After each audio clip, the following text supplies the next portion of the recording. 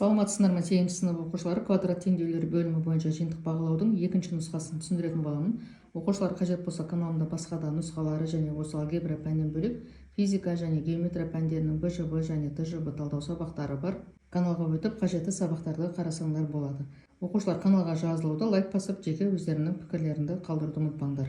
Ал енді бірінші тапсырмасында былай делінген: толымсыз квадрат теңдеуді шеш. Оқушылар, мұнда бізде с нөлге тең екен, ол кезде біз ортақ көбейгішті жақшаның сыртына шығарамыз. Мұнда екеуінде де x бар екен, сонда жақшаның ішінде 6 минус 5x қалады. Енді әрқайсысын, яғни әрбір өрнекті жеке-жеке нөлге теңеп шығарамыз. Сонда x1 тең болады нөлге, 6 азайтылған 5x тең болады нөлге деп аламыз. Сонда минус 5x тең болады минус 6-ға, ал x-ті табу үшін минус 6-ны бөлеміз минус 5-ке. Сонда бізде x2 тең болады екен 1/10-2-ге. Сонда жауабы 0 және 1/2 болады.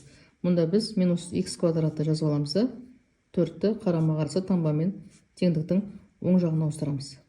Сонда 2 минус плюс болады, x квадрат тең болады 4-ке, ал 4 бізде 2-ның квадраты, плюс минус 2-ның квадраты.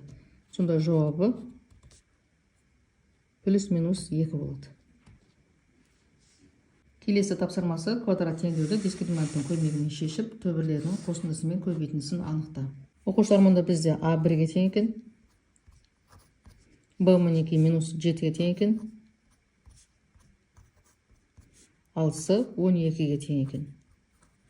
Дискриминант есептейміз. b квадрат минус 4ac минус 7-ні квадраттаймыз. Минус 4 көбейтілген 1 көбейтілген 12 деп аламыз. Мұнда квадраты 49, мұнда көбейтетін болса 48 болады. Азайтқан кезде 1-ге тең болады. Енді x1 мен x2-ні табатын болсақ, минус b плюс минус түп арасында d бөлінген 2a. Бізде формулада минус таңбасы бар екен. Мұнда бізде минус 7, сонда 7 болады. Плюс минус түп арасында 1. 2-ні көбейтеміз a-ға, a бізде 1-ге тең. Сонда 7 плюс минус 1 бөлінген 2 болады. Енді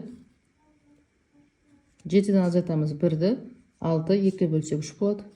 7-ге қосамыз 1-ді, 2-ге бөлеміз 4 болады. Сонда бізде x1-іміз 3-ге тең болды да, ал x2-іміз 4-ге тең болды. Енді екеуінің қосындысын табамыз.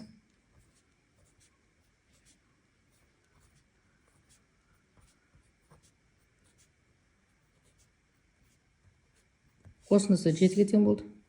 Енді көбейтіндісін есептейміз.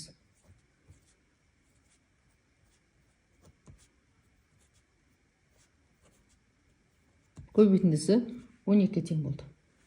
Келесі әсінде, мұнда бізде a 3-ге тең екен, b 10-ға тең, ал с 7-ге тең. Дискриминант есептейміз. b квадрат минус 4ac, b бізде 10-ға тең, квадраттаймыз, 100 болады. 4-ті көбейтеміз 3-ге, 12 көбейтеміз 7-ге, 84 болады. Сонда ол тең болады 16-ға. 16 бізде 4-тің квадраты 0-ден үлкен, демек 2 төбірі болады. x1 мен x2-ні табамыз.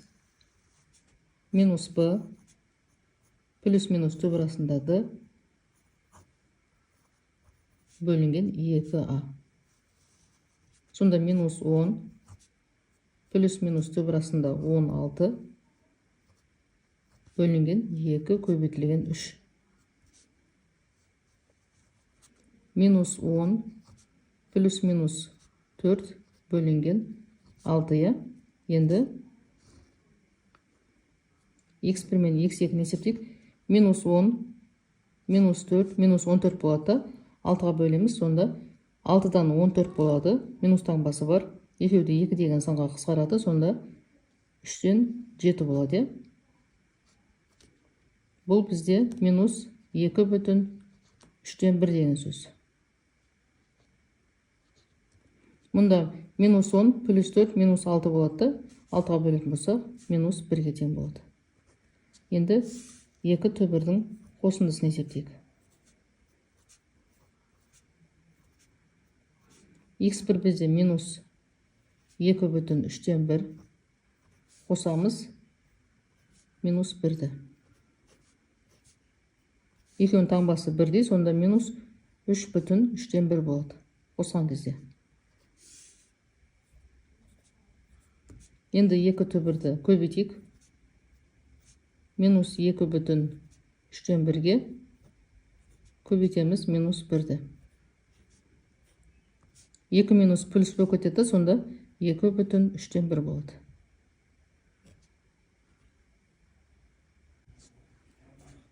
Келесі тапсырмасы, үшінші тапсырмада белгілі түбірлері бойынша квадрат теңдеуі құр. Мұнда бізде x1 1-ге тең екен, ал x2 минус 3-ге тең екен. Түбірлері бойынша квадрат теңдеуі құру үшін вет теоремасын қолданамыз. x1 мен x2-ның қосындысы минус p-ны беруші еді. Енді қосайық. 1 қосылған минус 3 тең болады минус 2-ге. Сонда бізде p тең болады екен 2-ге. Мұнда бізде минус таңбасы бар. Енді екеуінің көбейтіндісі q-ді береді. Енді біз 1-ге көбейтеміз минус 3-ті. Сонда ол тең болады минус 3-ке. Сонда бізде q тең болады екен минус 3-ке. Енді квадрат теңдеудің, яғни келтірген квадрат теңдеудің негізгі формуласын жазып қояйық. X квадрат px қосылған q.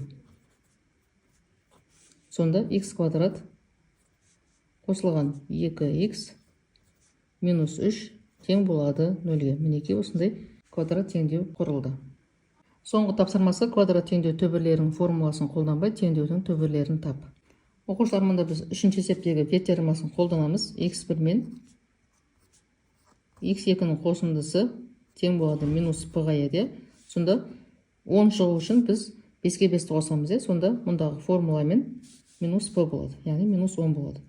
Ал екеуінің көбейтіндісі бізде q-ді беруші еді, яғни жаңағы 5 пен 5-ті көбейтетін болсақ, ол тең болады 25-ке. Сонда жауабы, яғни x1 бізде 5-ке тең екен, ал x2 ол да тең болады 5-ке. Жауабы 5 және 5 болады. Оқушылар, түсінбеген сұрақтарың болса, пікірге жазып қалдырсаңдар болады. Каналға жазылуды, лайк басып, жеге өздерінің пікірлеріңді қалдыруды ұмытпаңдар. Сау болыңдар.